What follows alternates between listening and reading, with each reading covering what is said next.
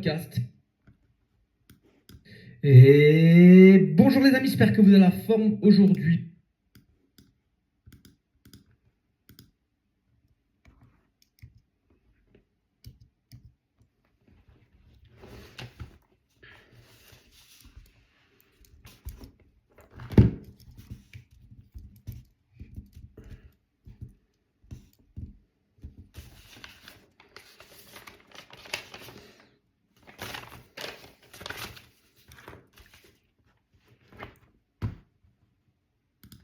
Et bonjour les amis. Oh putain. Et bonjour les amis. Oh putain. Et Si vous payez plus de 2...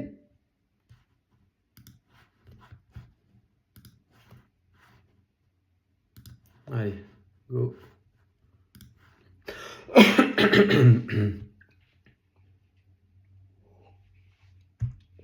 On y go. On y go, on y go. Et bonjour les amis, j'espère que vous avez la forme aujourd'hui. Nouveau podcast, Parlons Bise. Parlons Bise, la table ronde des investisseurs. Je m'appelle Michael Hartzheim, j'ai 37 ans, je suis infirmier libéral, marchand de biens, entrepreneur, investisseur immobilier, papa, infirmier, etc., etc. Pour toutes les personnes qui ne me connaissent pas, je vous invite à aller voir le premier podcast où je vous raconte, les deux premiers podcasts où je vous raconte un petit peu ma vie.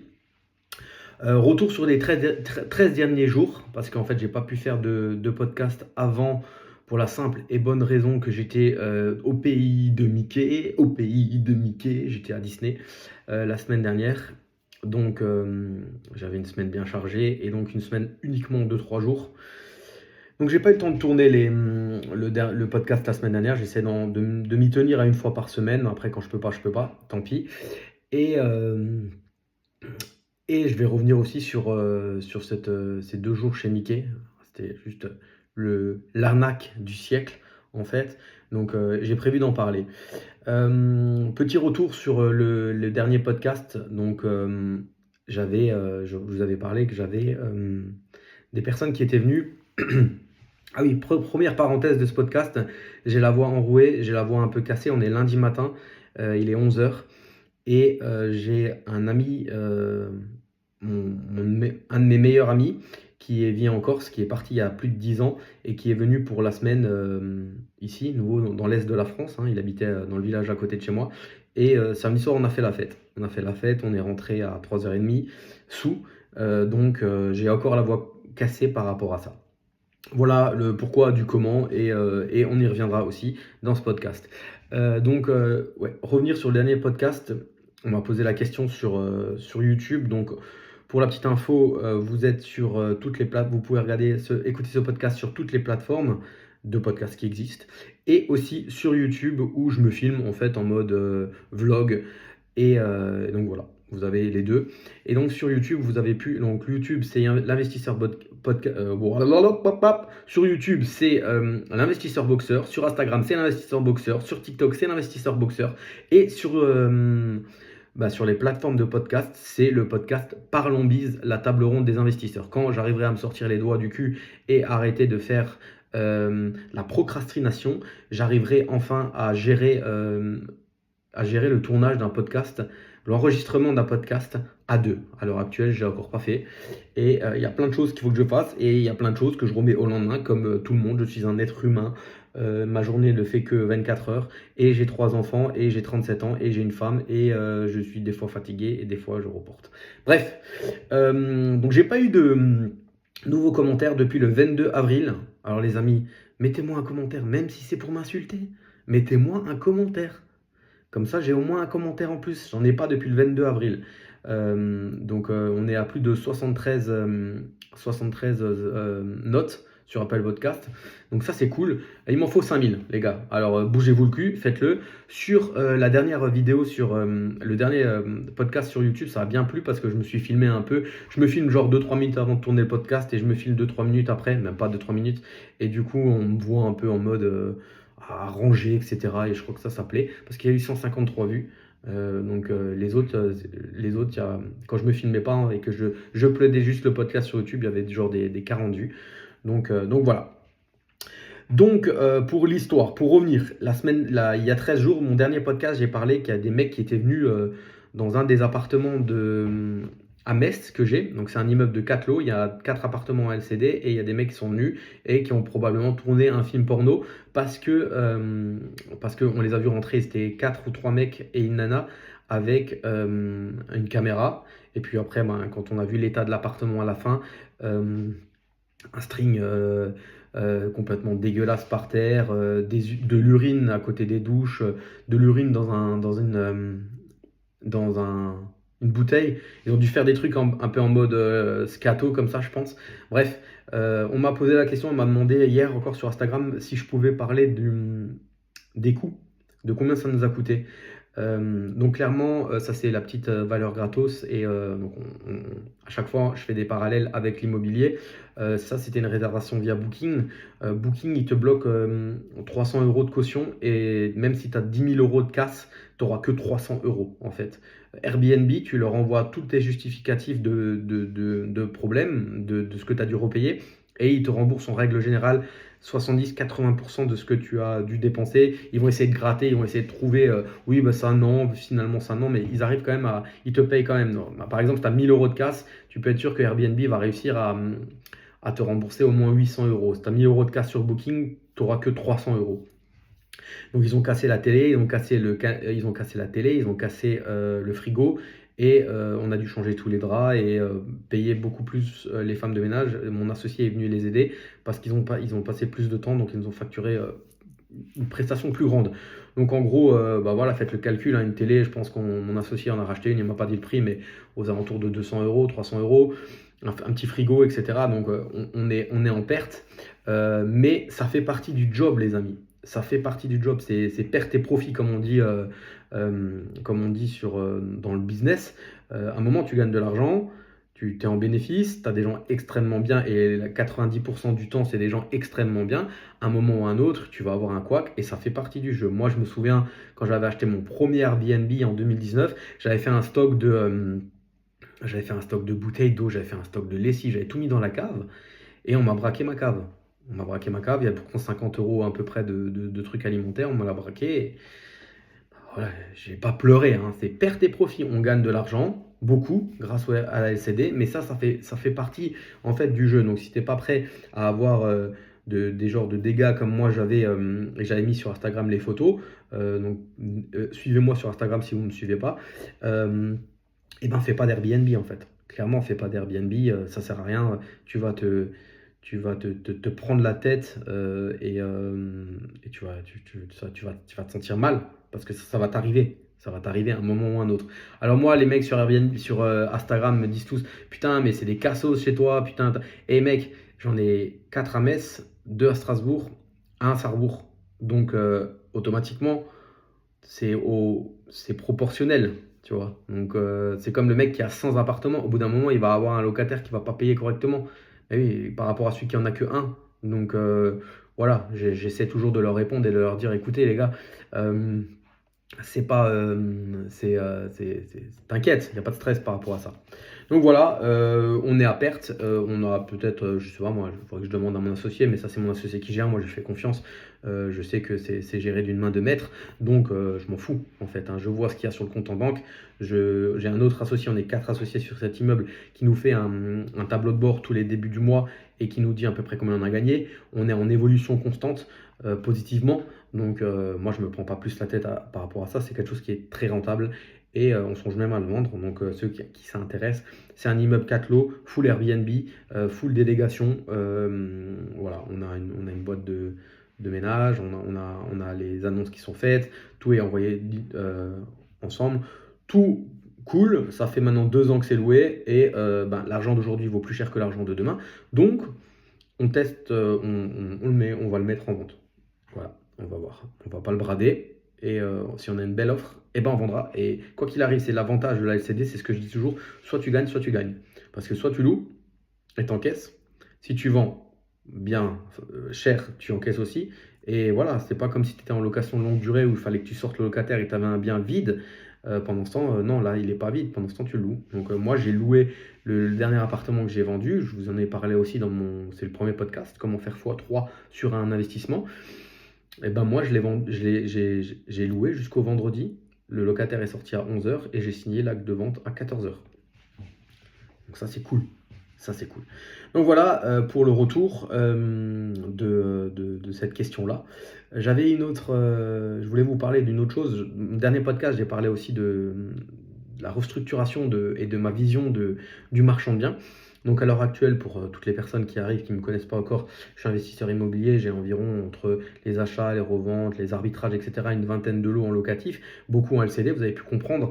Et mon objectif depuis 2 ans, c'est de faire que du marchand de biens pour la bonne et simple raison, c'est que le LCD, c'est extrêmement chronophage. Encore ce matin, ma femme m'envoie un message de quelqu'un qui vient dans un mois et qui lui envoie un message. Vous me direz où elle est la clé de l'appartement? Ma femme, elle m'a dit, elle avait envie de lui répondre. Non, non, je ne vais pas vous le dire en fait. Je vais vous laisser devant le pas de la porte et je vous dirai pas où elle est la clé et je vous laisserai pas rentrer. Mais espèce de blaireau, va. Bien sûr, pourquoi tu perds ton temps à envoyer un message comme ça, quoi? Et donc, en fait, ça, c'est une fois que tu as cette accumulation de choses, une fois que tu as cette accumulation déjà, une fois que tu as une accumulation de LCD, tu as une accumulation de relous et souvent ça pèse. Donc en fait, j'ai dit maintenant j'arrête le locatif, j'arrête d'avoir à faire ce relationnel avec les gens, ce social aussi par moment, et je me focus sur faire grossir ma boîte de marchand financièrement. Et je continue à utiliser mon énergie à donc financièrement faire grossir ma boîte de marchand et en même temps d'avoir des collaborateurs, surtout bancaires, autour de moi assez solides. Et viendra le moment où je referai peut-être du locatif, ou alors j'arbitrerai pour refaire du locatif.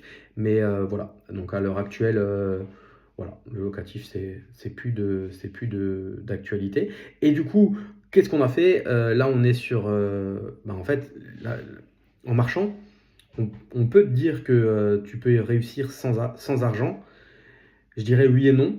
Il faut être très très bon et trouver des super deals. Et en fait, si tu n'as pas d'argent mais tu as trouvé des super deals, tu arriveras à trouver des associés qui vont derrière te ramener l'argent.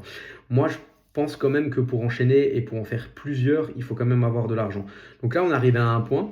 J'ai 2 associés et on arrive à un point, on a fait rentrer une autre associée en fait, parce que justement, on avait envie. On pouvait le faire à 3, mais à 4, avec elle, on pouvait aller plus vite et en faire plus parce qu'elle avait plus d'argent en fait. C'était le côté financier. Donc en fait, on restructure une boîte encore une fois. Donc on a déjà payé plusieurs fois pour faire des cessions de parts. On va repayer pour faire des cessions de parts. Et derrière, voilà. Mais c'est ce qui nous permet c'est ce qui va nous permettre d'avoir plusieurs projets en même temps. Et c'est ce qui se passe à l'heure actuelle. On en a 3. Et ça, c'est cool. Et donc là, voilà, après, c'est toujours pareil. Tu as les avantages, tu as les inconvénients. Plus de zoom, il faudra qu'on soit à 4 à chaque fois, voire 5, parce que c'est voire 5. Du coup, il faut caler les agendas. Derrière, il faut que tout le monde soit là, il faut que tout le monde soit d'accord, etc., etc. Une association, c'est très, très compliqué. Mais l'avantage, et à l'heure actuelle, ce qui se passe, c'est que chacun sait ce qu'il a à faire. Chacun sait ce qu'il a à faire. Il y a 2 deals qui sont dans mon secteur, et donc sur les 4 associés, on est 2 dans mon secteur. Nous, on sait ce qu'on a à faire. Les 2 deals là, on les aurait fait ensemble. Le problème, c'est que on les aurait fait et on aurait dû attendre qu'ils soient bouclés avant d'en faire d'autres. Là, l'avantage, c'est qu'on les fait et pendant ce temps, on cherche à faire autre chose. Et ça, c'est bon. Et parce qu'on sait qu'on va pouvoir les acheter, les autres qui vont arriver. On n'a pas besoin d'attendre le fruit de la vente. On sait que si le banquier ne finance pas, eh ben on y va sous fonds propres. Donc en fait, c'est pour ça que aussi des fois l'association c'est bon. C'est un multiplicateur, plus qu'un multiplicateur en fait, c'est que voilà, là en fait on sait ce qu'on a à faire sur les projets en cours, on est sous compromis maintenant et ça ne nous empêche pas d'aller voir ailleurs pour en faire des nouveaux en fait. Donc ça c'est cool et le but de faire quand même des réunions, même pas mensuelles, mais des fois tu vas en faire 2, 3 sur l'espace de 15 jours, et des fois, tu n'en feras pas une en 2 mois parce qu'il n'y aura pas lieu d'en faire. En fait, on se tient au courant mutuellement, et c'est l'avantage, et on sait qui fait quoi, et voilà. Donc, c'était pour revenir aussi Par rapport à ça, je voulais revenir sur, pour les personnes qui écoutent ce podcast depuis qu'il existe, je vous parle que je suis sur un projet d'un immeuble de 3 lots et pour un achat de l'immeuble en monopropriété pour revendre en copropriété. On a déjà changé au moins 5-6 fois pas de stratégie, mais de ce qu'on doit faire dans l'immeuble. La stratégie, c'est la même, c'est gagner de l'argent. Mais je veux dire, quand tu as les compteurs, des choses comme ça, des compteurs d'eau, des compteurs électriques, etc., quand tu as c'est toi qui divises l'immeuble. Les lots, ils sont là, ils sont divisés. Mais le grenier, les caves, les terrains, on a dû couper le terrain. On donne qui à quoi, etc. On s'adapte comment? Il y a un locataire sur les 3 logements qu'il faut sortir. Est-ce que vide, on le donne comme ça, etc. On a déjà changé plein de fois. C'est pour ça que rien n'est figé. Rien n'est figé dans tout, dans la vie, dans l'investissement immobilier. Rien n'est figé. Tu as toujours, faut toujours pouvoir s'adapter, en fait. Toujours pouvoir s'adapter. Et donc voilà, voilà ce que je voulais vous dire par rapport à ça, parce que encore ce week-end, avec mon associé donc, qui habite proche de chez moi, on a encore dit on pourrait peut-être faire ça comme ça, on pourrait peut-être faire ça comme ça. Et nous deux, à nous-mêmes, on a pris la décision de modifier quelque chose. Et après, moi, j'ai juste mis un post sur notre groupe WhatsApp et pour dire qu'on a modifié ça comme ça. Et mes 2 autres associés qui ne sont pas dans le secteur, qui ne verront jamais le bien, nous font confiance. Comme j'ai mon autre associé sur Annecy, Aix-les-Bains, Chambéry, qui lui va gérer la rénovation intégrale ou quasi intégrale d'un appartement, mais à aucun moment, je vais lui demander ce qu'il va faire. Déjà, le truc, ça va être la troisième OP qu'on achète, qu'on rénove, qu'on revend. Et c'est lui qui gère la rénovation, c'est lui qui gère les artisans et tout ça. Et ça s'est extrêmement bien passé. Sur une OP, on a fait 71% de marge. Donc moi, ma confiance, il l'a à 500%. C'est simple. L'avantage de cette association, et peut-être dans 2 ans, je ferai un podcast où je vous dirai que cette association, elle est finie, elle a capoté ou que ça s'est mal passé. Mais à l'heure actuelle, l'avantage de cette association, c'est que je sais que j'ai confiance à 1000% en chacun de mes associés. Je sais qu'ils sont, ils sont capables de me dire ce qui leur plaît pas, qui sont capables de voilà, etc. Et donc le but aussi des réunions, c'est de dire voilà, maintenant on a cette OP là. Il nous faut temps et temps. Qui est capable de mettre temps et temps? On se fout à poil, en fait, à chaque fois, on se fout à poil. Moi, je leur dis, voilà combien j'ai de cash à l'heure actuelle. Tout le monde dit combien il a de cash et tout le monde dit, voilà, on se dit aussi les choses si on a des OP ailleurs avec d'autres personnes. Comme ça, on sait à peu près et on se dit, on se met d'accord et on se dit, voilà, moi j'ai temps et temps à positionner sur notre société parce qu'on a une société à 4 et il faut que je garde temps et temps parce que moi j'ai un truc en perso. Et ça s'appelle de l'honnêteté et enfin, ouais, je sais plus le mot exactement, mais en fait, ça te permet en fait de toi de savoir que voilà, la boîte là, il y a peut-être 150 000 euros de trésorerie ou de potentiel apport en compte courant et ça te permet de toi après d'aller visiter. Tu vas pas aller visiter un truc à 2 millions c'est que si tu sais qu'on a que 50 000 à poser sur la table. C'est une perte de temps. Va falloir faire une levée de fonds, ou alors rentrer un nouveau associé. C'est pas le délire. Le délire, c'est de monter et à 4, avec notre savoir-faire, notre travail et notre cash, on est capable déjà de faire un truc sympa, quoi. Donc voilà un peu ce qu'on a fait la semaine dernière. On a chacun bossé de notre côté. Donc là, on a revu en fait comment on pouvait intégrer quand même le grenier et une pièce dans un appartement. Le rattacher à un appartement pour que l'appartement soit plus grand. La semaine dernière, pendant que j'étais à Disney, il y a eu des visites. Déjà, on a donc, comme je vous ai dit, on a une autorisation de commercialisation alors qu'on nous sommes sous compromis. J'ai envoyé la semaine dernière tous les éléments au banquier. Donc ça, c'est moi qui m'occupe de ça en fait. C'est moi qui m'occupe d'aller chercher le financement sur 2 OP sur 3. Il y a une OP sur 3, on fait en financement en fonds propres. Et les 2 autres OP, il faut aller chercher un banquier. Donc à l'heure actuelle, j'ai 2 banquiers avec qui j'en ai 3 avec qui je travaille, mais il y en a un, il ne peut pas me financer. Et j'en ai 2 qui j'ai envoyé les dossiers. Un banquier a un dossier et un autre banquier a un autre dossier. Donc je vous fais un appel aussi à toutes les personnes qui connaissent et qui travaillent avec des banquiers marchand bien dans l'Est de la France, Nancy, Strasbourg, Metz, et qui financent le Grand Est. n'hésitez pas à venir vers moi sur Instagram, l'investisseur boxeur, et à me donner ses contacts parce que je veux mettre toutes les chances de mon côté et je veux pas être à la dernière minute et pas avoir de financement. Donc là, à l'heure actuelle, ça fait seulement une semaine qu'on a signé les compromis et j'ai déjà envoyé tous les documents. Donc moi, ce que je fais, les documents sont lourds, hein, attention, hein. On est 4 associés. Sur les 4 associés, il y a 4 sociétés de marchands bien au-dessus. Au-dessus des 4 sociétés de marchands, il y a 4 sociétés de marchands, il y a 4 holdings. Derrière, tout le monde est investisseur immobilier, donc tout le monde a un beau CV, etc.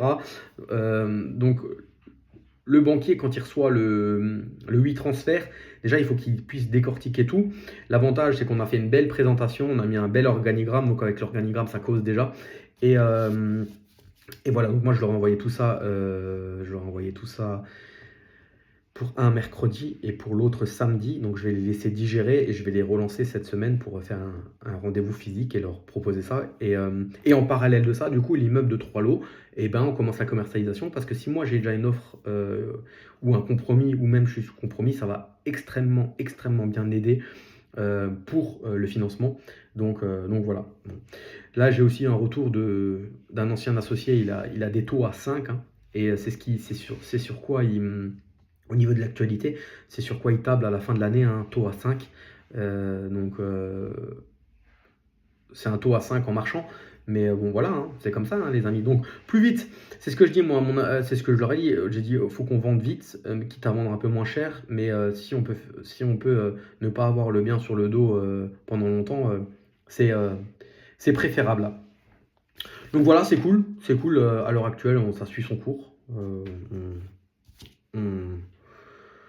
On avance. On avance. Il y a des jours, des fois, ça avance plus vite que d'autres. Je vous ai dit, à midi, j'ai un call, une conférence chez Green Bull Campus. Donc là, je vais parler des finances personnelles. Donc pour toutes les personnes qui veulent nous rejoindre, l'Académie des investisseurs rentables, dont je suis coach. Vous avez l'incubateur marchand de biens pour les personnes qui veulent faire du marchand de biens. Vous avez le Money Game, 1 euro par jour. Donc là, vous êtes en collaboration avec tous les associés de Green Bull.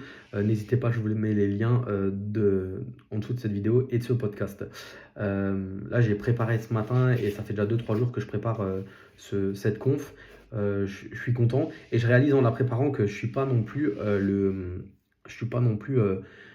un exemple à 100%. J'ai fait des bonnes choses, mais là par exemple j'ai le fruit d'une vente, j'ai reçu l'argent et en fait cet argent-là je vais le placer en marchand. Mais en attendant, il est sur mon compte courant. Et sur mon compte courant, là, la question c'était où est-ce que je le mets en attendant? Est-ce que je le mets je crée un compte titre? Il faut avoir un numéro, il faut faire une demande pour avoir un numéro et tu peux créer un compte titre via la boîte. Mais bon, si je mets 40 000 euros sur un ETF et que l'ETF il chute et après j'ai besoin de l'argent pour réinvestir en marchand bien, j'aurais perdu de l'argent. Donc j'ai pris le parti de gonfler tous mes livrets et les livrets de mes enfants aussi et de laisser le reste sur le compte courant pour pouvoir dégainer très rapidement quand j'aurai le virement à faire. Voilà. Mais en tout cas, cette conférence, elle sera bien. Je serai défoncé parce que là, je suis en train de parler et je vais encore parler 1 heure après. Mais en tout cas, il y a 157 inscrits. Donc en fait, vous avez un dashboard où vous pouvez vous inscrire. On a un groupe Facebook aussi, mais vous avez un dashboard, hein, l'écosystème Green Bull, vous avez des dashboards pour tout. Et en fait, vous vous inscrivez, vous recevez un lien et vous recevez un lien, je crois 2 heures avant, et vous recevez un lien encore 5 minutes avant pour vous connecter et voir ma tronche en direct. Retour aussi sur mon ami, un de mes meilleurs amis qui est revenu, ça faisait plus de 10 ans, plus de 12 ans ouais, qu'il était parti vivre en Corse et là il est revenu pendant une semaine. On a été éloignés un peu, hein, la vie a fait que déjà il déménage en Corse, moi je vis dans l'est de la France donc on s'est pas vu, je partais un peu en vacances chez lui mais on va dire qu'il avait une compagne, la mère de son fils, qui était un peu compliquée. Donc moi je m'entendais très bien avec lui, un peu moins avec elle. Donc c'est un peu perdu de vue. Là il s'est séparé, donc il est revenu pendant une semaine voir tous ses amis. Et puis on s'est vu 2 ou 3 fois pendant la semaine. Et il a essayé de faire le tour de tout le monde. Et c'était super cool. On était samedi soir, on a mangé au resto. Donc on était tout le temps 3 quand on était jeune. Quand on avait 24, 23, 24 ans. Et là on était nouveau tous les 3 ensemble. Après un 4e nous a rejoint. Et c'est vrai que ça fait du bien. Ça ravive en fait 15 ans en arrière quoi. Et c'était pour dire que pourquoi je parle de ça? Parce que samedi soir, j'ai dit, mais en fait, moi, mes amis, mes amis, je peux les compter sur les doigts d'une main. J'en ai moins de 5. J'en ai moins que 5. Mes amis physiques dans le secteur, quoi. Quand j'avais 17 ans, j'en avais 30, 40 des amis. J'avais 3 groupes d'amis, groupe du foot, groupe de bringue, enfin voilà, j'avais groupe d'école, voilà, j'en avais 3. Là, j'en ai encore peut-être 3 groupes, donc j'avais 30 amis, si tu veux, 10 amis par groupe. Là, j'en ai plus que 3 ou 4. Et en fait, la question c'est, est-ce que ils sont là pour te juger, pour essayer de faire en sorte que toi tu fasses comme eux ils veulent, ou ils sont juste là pour t'accepter et t'écouter en fait. Moi, mon pote de Corse, je l'écoutais et au bout d'un moment, il m'appelait pour avoir des conseils et après, il me rappelait 6 mois après, il n'avait pas suivi le conseil et il était encore plus dans la merde qu'avant. Donc c'est pour ça que j'avais un peu coupé parce qu'en fait, je suis arrivé à un point où ça me gonflait un petit peu. Il savait que ça me gonflait, il savait voilà, qu'il m'écoutait pas. Et, euh, et je parle de ça parce que quand j'ai préparé la presse pour ma conférence après, sur les finances personnelles, j'ai aussi capté que tu es vachement conditionné. Donc là, ma conf, ça va être les finances personnelles sur comment mettre de l'argent, le maximum d'argent de côté pour pouvoir investir le maximum, pour avoir un taux d'endettement toujours très bas et pouvoir faire en sorte que le banquier te dise jamais non, en fait. Et je remonte mon micro. Tu es aussi vachement influencé par tes parents et par ton entourage en fait. Parce que sur un de mes amis, un des 3, pas celui qui vient en Corse, l'autre, c'est la grosse voiture, la grosse maison. Alors il est entrepreneur, c'est bien, il gagne beaucoup d'argent quand même. Mais s'il était un peu plus minimaliste, je pense que il arriverait à mettre beaucoup plus d'argent de côté. Alors non, mais faut remettre dans son contexte, hein. Le mec, il a une boîte qui tourne. Il fait 1,5 million de chiffres. Il va les faire cette année, je pense. Euh, il a un immeuble de silo.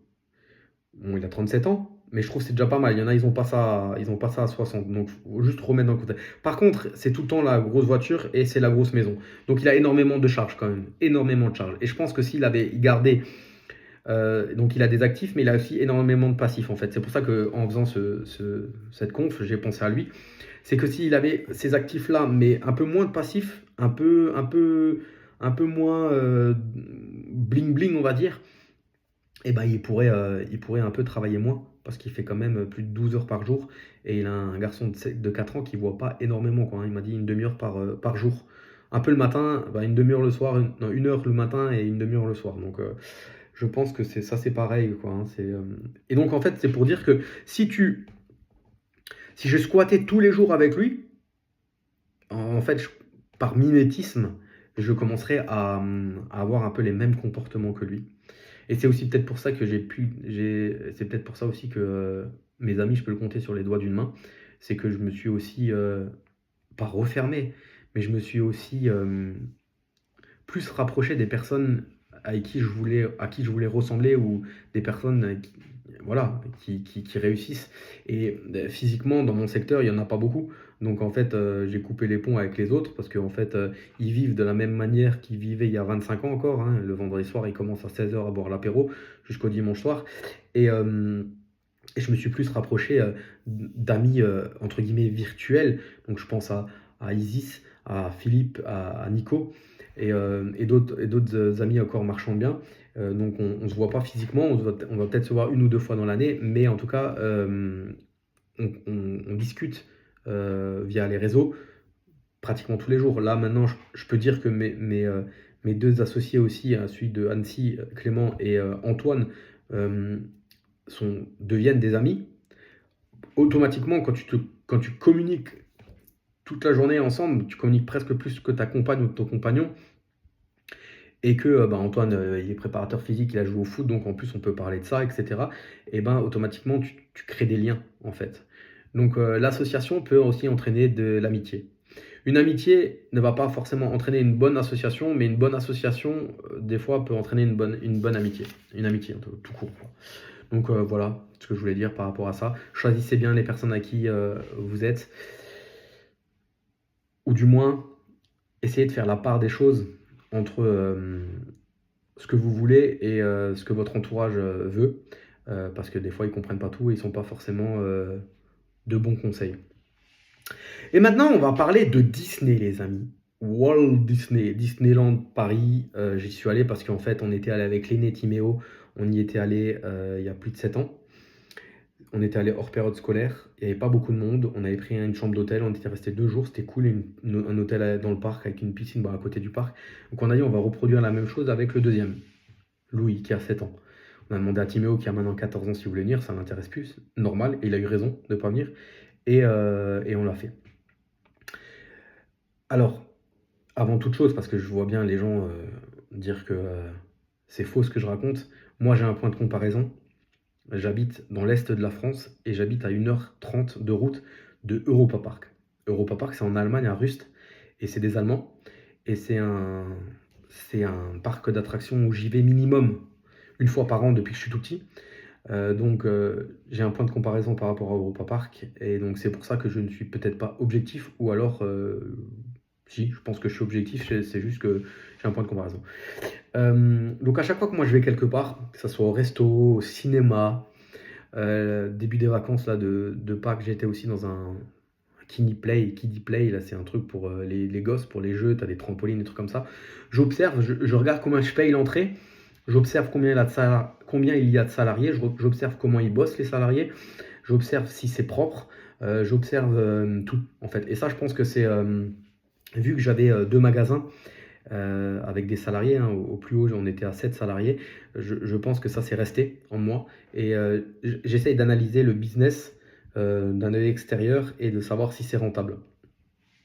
Donc au Kiddie Play, j'ai dit, on a payé 8 euros juste pour mon fils, ma femme et moi on paye pas. Après on a payé, on a pris une crêpe, 2 crêpes je crois, un café, on en avait pour 27 euros. L'entrepôt est grand, l'entrepôt doit être chauffé. Quand on connaît le prix du chauffage à l'heure actuelle, pareil, je me suis dit, est-ce qu'il gagne de l'argent? Mais revenons à Disney. J'en avais pour 2000 euros. J'en avais pour 2000 euros entre le TGV, donc Sarrebourg, Marne-la-Vallée, Marne-la-Vallée, Sarrebourg.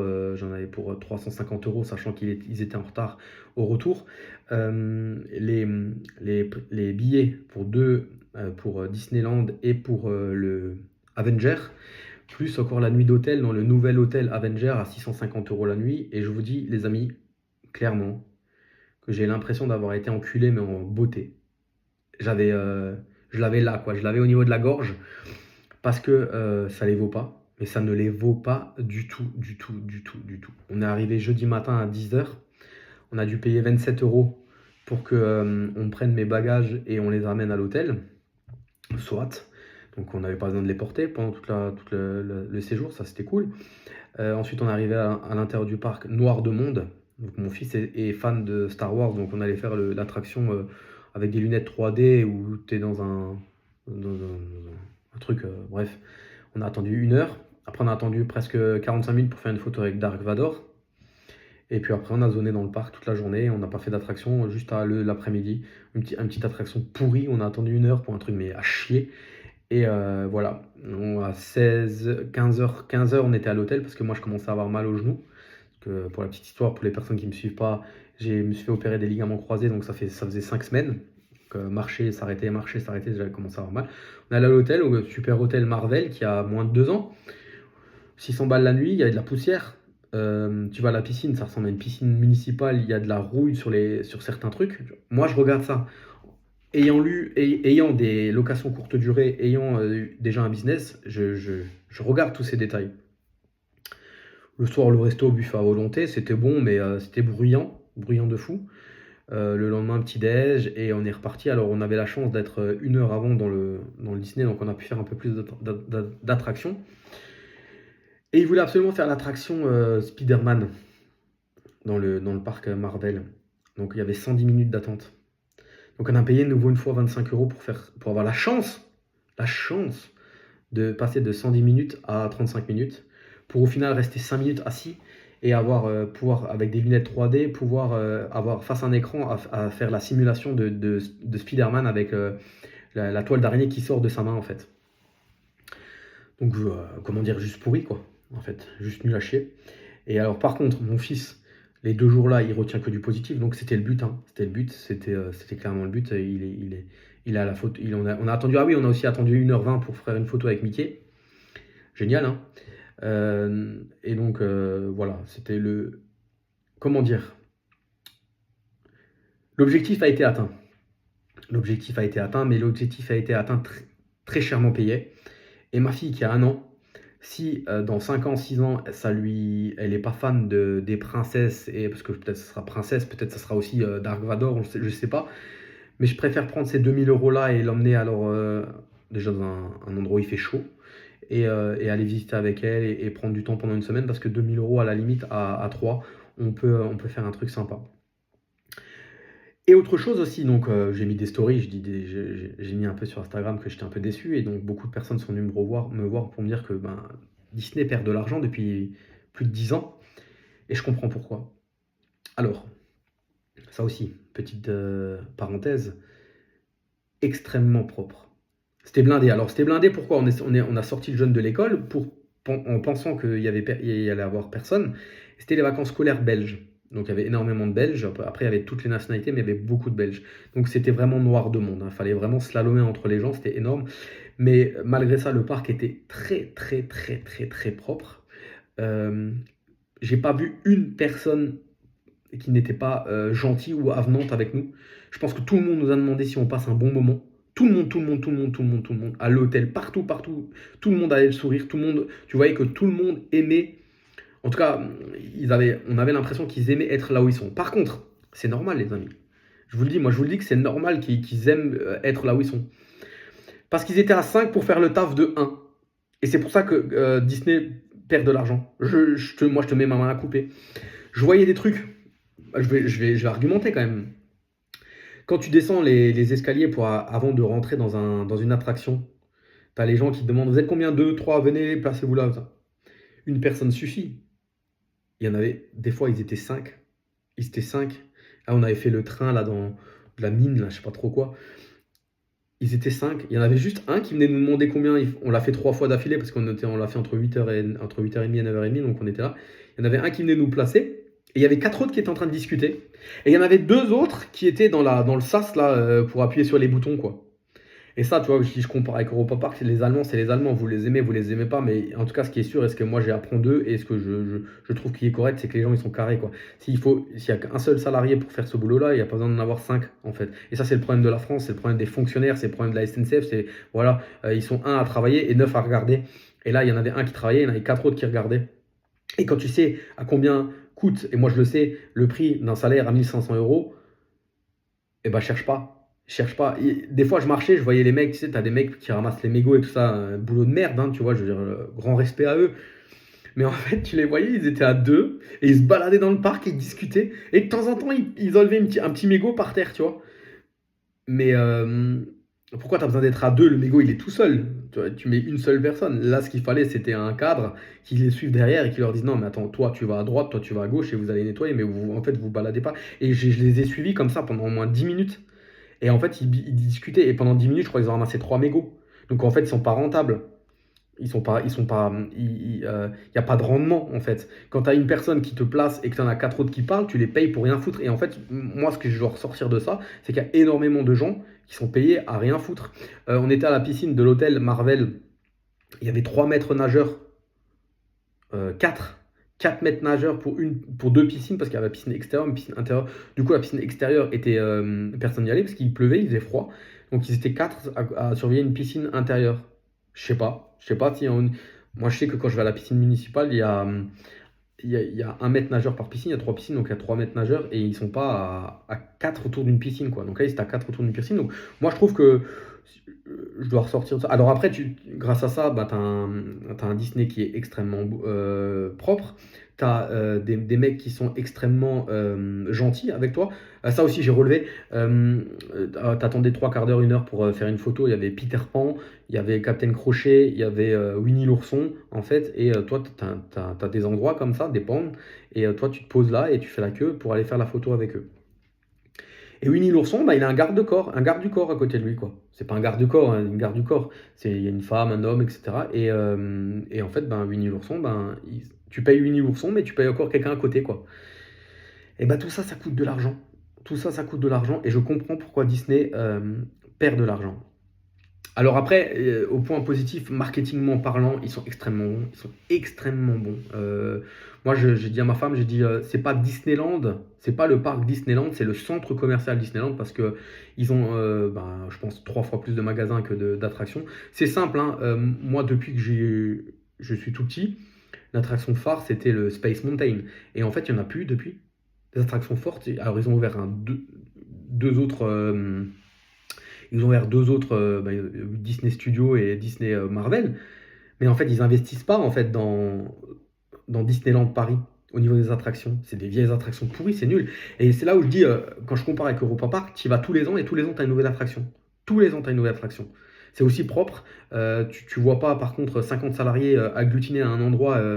Tu vois que derrière, il y a du rendement. Et tu vois que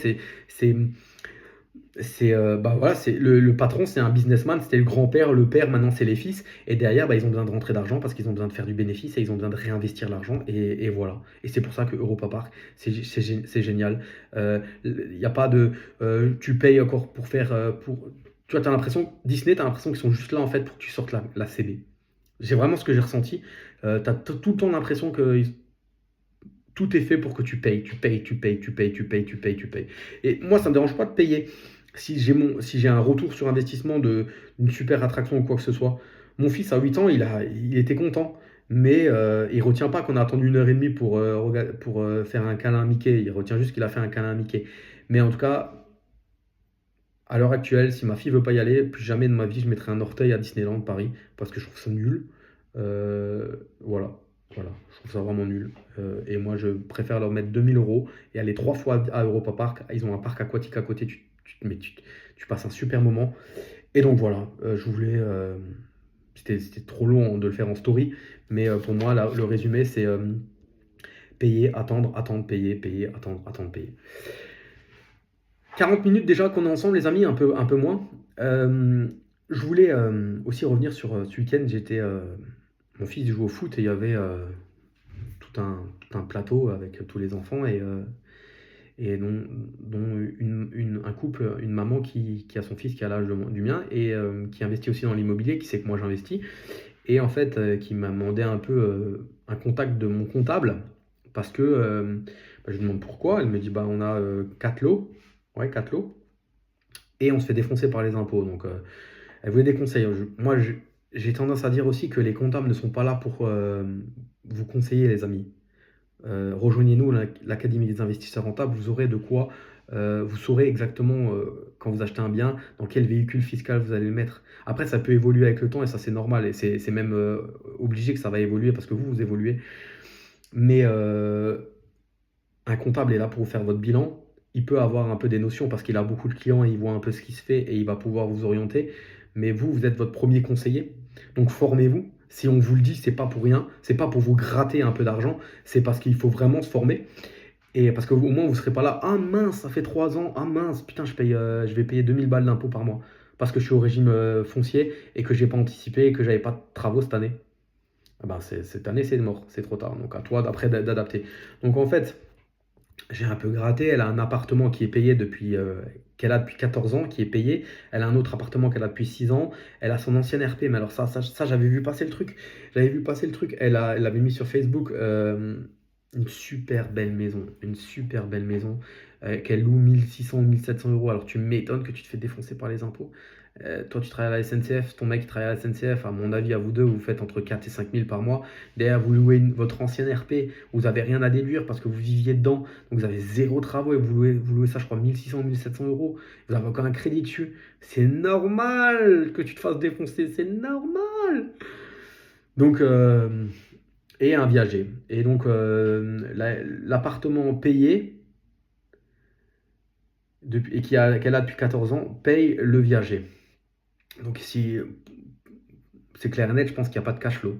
Donc derrière, là, eux, ils mettent au bout pour payer les taxes et les impôts.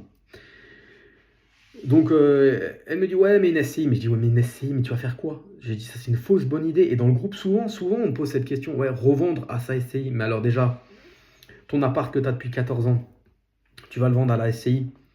Tu vas devoir le vendre au prix du marché. Donc tu vas payer un impôt sur la plus-value à titre perso. Après, tu vas repayer les 8% des frais de notaire. Et le jour où tu vas le vendre, dans 10 ans, 15 ans, ta SCI, elle va repayer l'IS. C'est une fausse bonne idée. L'erreur qui avait été faite dès le départ, c'était de vendre la RP. Il fallait vendre la RP qu'ils avaient. C'est une belle maison. J'avais un patient dans la rue. Je vois exactement ce que c'est, une magnifique maison. Et je pense que le secteur a pris à cet endroit. C'est pas je pense, c'est sûr, le secteur a pris, la rue a pris.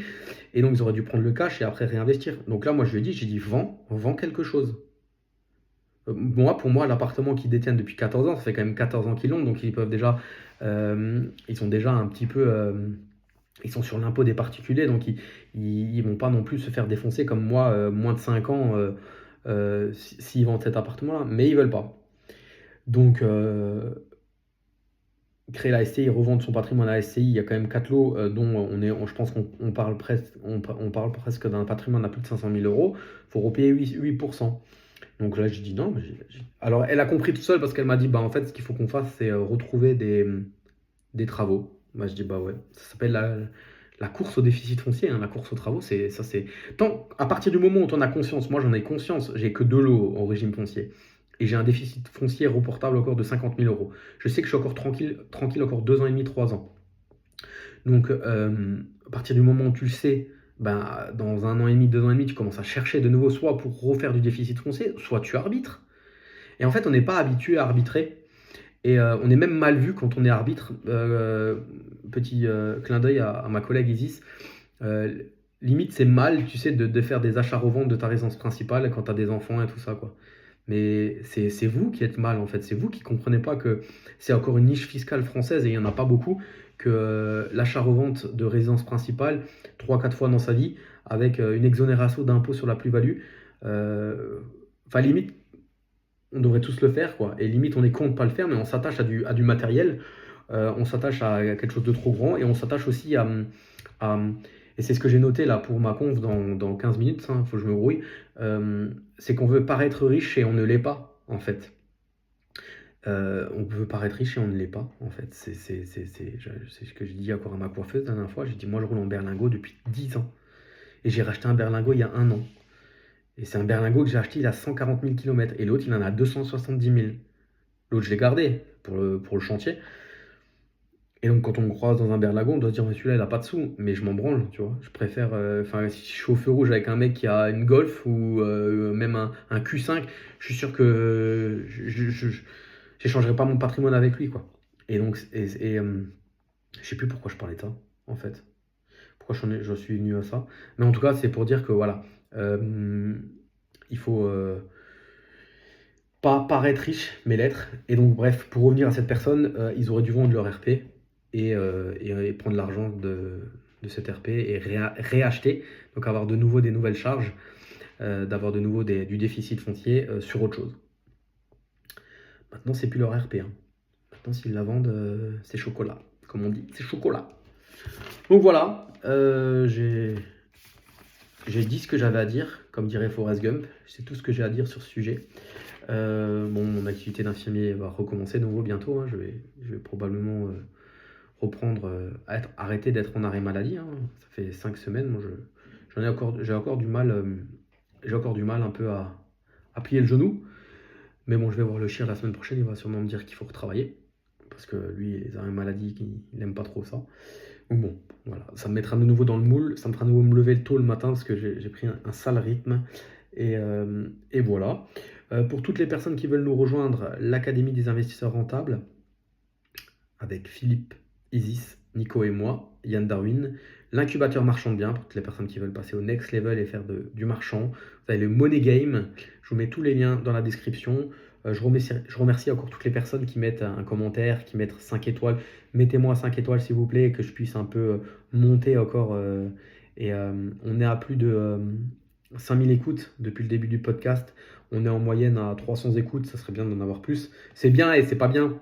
C'est bien et en même temps, on peut faire mieux, largement mieux. Donc voilà.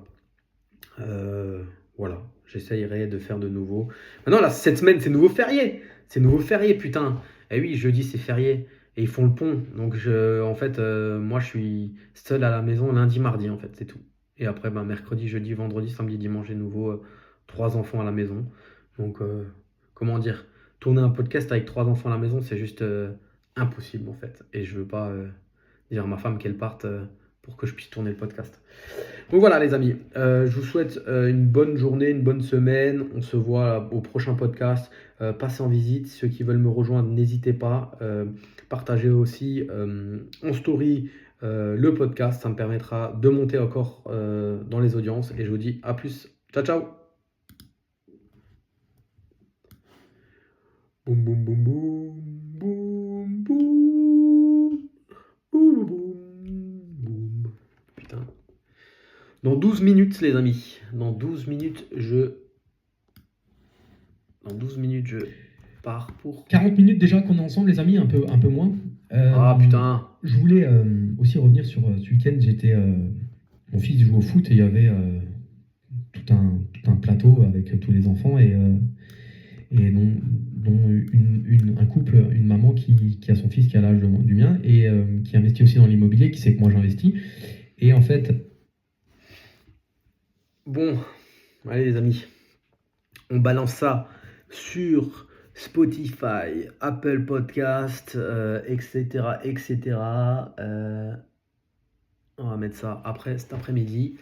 Là, qu'est-ce que je fais là? Je vais enlever mon téléphone, le mode avion. Je vais regarder combien je vais avoir de messages, de notifications, d'appels en absence. Je vais essayer de rappeler le maximum. Et dans 11 minutes, conférence. J'ai tout préparé. Ça va bien se passer. Et après... Ah, nouveau pod. Et bonjour les amis, j'espère que vous avez la forme aujourd'hui. Nouveau podcast, Parlons Bise. Parlons Bise, la table ronde des investisseurs. Je m'appelle Michael Hartzheim. Et bonjour les amis, j'espère que vous avez la... ta gueule maintenant. Et donc voilà. Allez, mettez-moi des commentaires, faites-moi monter la chaîne YouTube aussi un petit peu là.